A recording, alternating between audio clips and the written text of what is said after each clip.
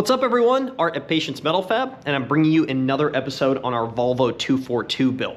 Now if you haven't caught up on the series, I'll put the last episode up here. That was a really fun one. Jeffrey started cutting the rear end of that car apart and started creating the extended inner wheel tubs. Essentially what we're going to be able to do now is fit much wider tires without sacrificing the exterior OEM aesthetics, which is exactly what the owner wanted on that car. In this episode, he's going to finish those out and get started on the custom frame rails for the rear of the car as well. After that's all done and seam sealed, we're going to make our way to the front of the car and start plotting out what we're going to do with that engine and transmission that we're swapping in, along with a full custom aftermarket front end for that Volvo. So by the time it's all said and done, it might look like a factory 242, but it's going to be far from it. It'll handle really well, have a lot of grip, and make a ton of power. But before we get to all of that, we have to get started on some of those rear end parts. I'm gonna get out there, see how far Jeffrey's gotten.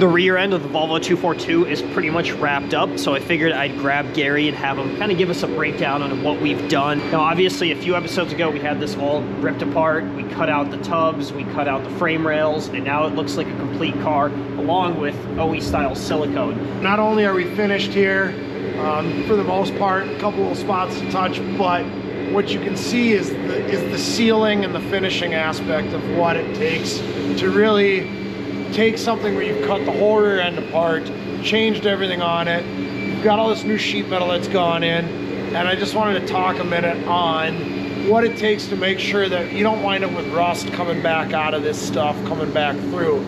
As you saw in a lot of these videos, as Jeffrey was putting these panels together, you'd see him painting the back side of all these panels. We use a product called Steel It. There's a few other products out there. The idea is that places where you're gonna have metal touching metal, that you're not gonna be able to paint after the fact, you can't access anymore and protect. And eventually, even if you seam seal it from the outside, due to humidity, due to just moisture in the air, eventually it's gonna wind up rusting through that. So along with, like I said, all the panels, anywhere where it's metal on metal, those get coated before they go together completely. And then to finish it off, we've been through all sorts of different seam sealer products. We use 3M, we've used SEM. This one in particular goes on real nice. We've got a gun applicator so you can really set it. It comes off, it looks very, very OEM. And what we do is we actually go in before and we'll brush in the seam sealer to make sure it's really penetrant into the seams, and then blow over the top, and then everything else gets coated with a black e-coat that you can see, and it gives it a real OEM appearance underneath here. It's really important, especially when people have this kind of money into a build.